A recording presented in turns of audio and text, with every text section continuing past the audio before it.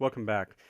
This is exercise 13.2 in the lab manual for Windows 7 configuration, exam number 70-680, and we're on page 137.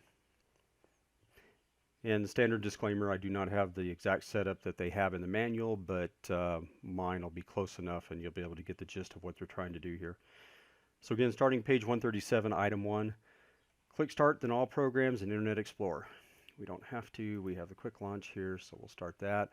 See, Internet Explorer works. It's going out to the web. Now it says, enter the local host address, which is HTTP 127.0.0.1. And we get IIS 7. So you remember from the last, from 13.1, we enabled IIS on the machine. So now we have a web server running. This just essentially proves that the web server is running. And that's question 2. What is the result and what does the result indicate? The result is that the IIS web server is running on this machine and it's pointed to the local host address. Step 3. Next, test the intranet website by using the URL you specified in exercise 13.1. And you briefly saw that here. Remember, we tied that to port 4444. So let's see what we get. And again, we get the same screen essentially. So the question is, what is the result and what does it indicate? Same thing, IIS is running and IIS is tied to port 4444 in addition to the default port of port 80. If we go back to this other, your web servers default to port 80. So even though we do not explicitly state port 80 right here, it's assumed that we want port 80. And if we do that, it goes back to this. But as we've seen in exercise 13.1, we can apply it to different ports. If I do, say, port 8000, I get nothing. That's because I don't have IIS pointed to port 8000. But if I point it back to 4444, then my website comes back up. Okay, moving on. Now it says step 4 at the top of page 138, using another Windows 7 workstation as your client, log on, okay, and then open Internet Explorer and try to get to this web server. So I am actually hosting this version of Windows 7 on my Windows 8 machine using VirtualBox. So what I'll do is I've got a browser open for my Windows 8 machine. You see right here. And this is has access to the internet, is on the local LAN as well. So the one thing that I needed to do here, I already know this, but so that you can follow along, I need to get my IP address. So the IP address of this machine is, of the Windows 7 machine, is 10.1.10.16. So when I go to my web browser on my other machine, I can enter HTTP 10.1.1.0.16. And what do I get?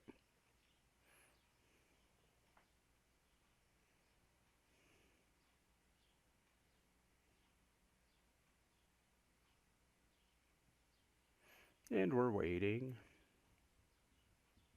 I need the Jeopardy theme music here.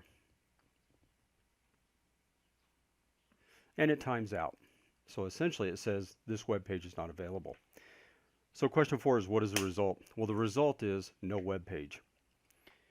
Okay, now they want you to try to connect via the port that we had set up. We know that this is running because we tried it on the host machine.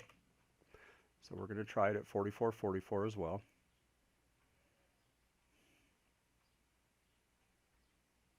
And we'll wait for it to time out.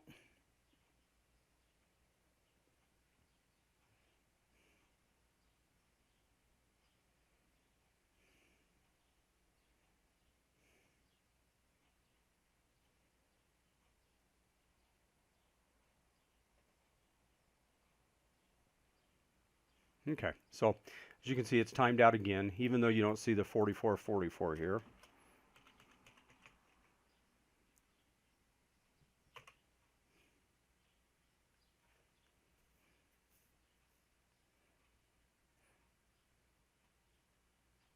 Try it again just for clarity here.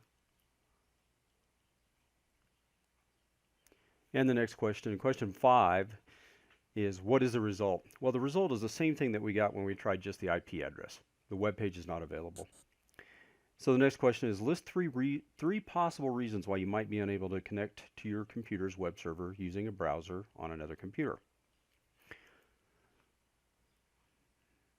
Reason 1 is if this is a static IP that we set, we can still see an IP here, but not actually be connected to the LAN. Now, if you're plugged into DHCP, then that's a different story. But in a server environment, in most of the ones that I've done, I either reserve the IP address or I go ahead and set a static one. So that is a possibility.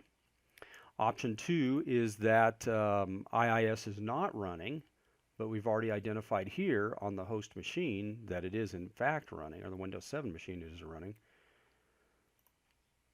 So then the next option is the firewall on the IIS 7 machine, or the Windows 7 machine. So going here, and we're just going to turn the firewall off. Okay, we're going to turn it off on home. Click OK. It's going to complain bitterly. That's fine. Yes, we get that. Okay, we've turned our firewall off. Now let's go back to our other machine, the web browser on our other machine, and let's try this again. Aha, we get it. So the answer was the firewall was blocking it. And since we turned it off, 444 will work too. We could set rules inside the firewall on the Windows 7 machine to allow IIS to connect via its default port of port 80, and then we would also have to create one for this port 4444, because this is a non-standard port for web servers. Okay.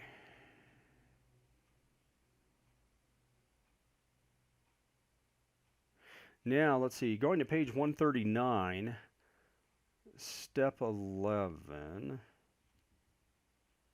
Well, one other thing, it asks, what other test could you perform to prove that it was your computer's firewall that was blocking the connection and not the firewall on the computer you are using as a client?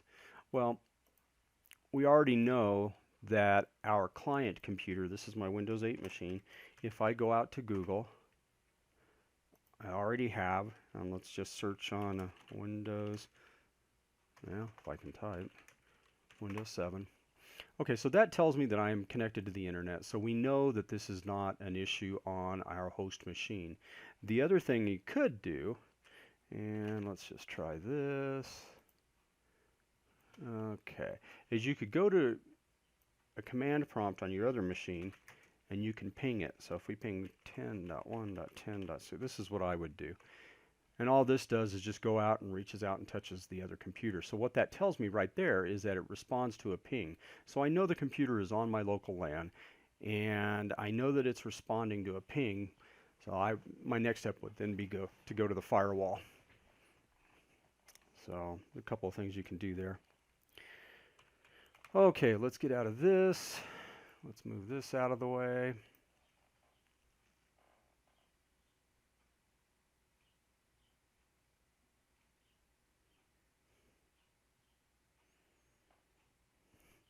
And actually, now you notice too, I'm using Google Chrome here, just so that I'm using a different browser than the other one, so we know which browser is on which machine.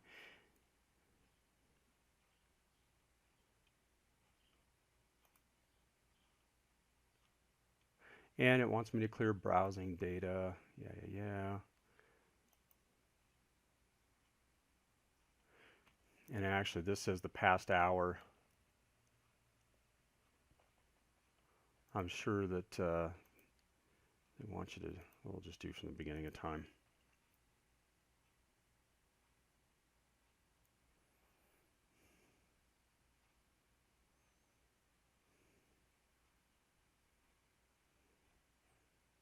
And there's probably a lot of stuff on there.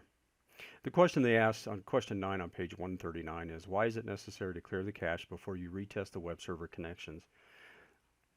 And the short answer is whenever you reach out and grab a website, depending on your settings and your browser, you can actually cache that so that it makes it faster the next time you visit it.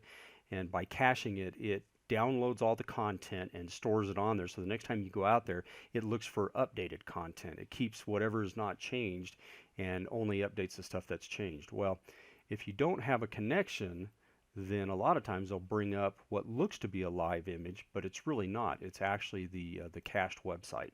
So that's why they want you to do that. Okay, and it says go back to our original workstation CLA. Whoops, this one here. Windows Firewall Control Panel. Okay.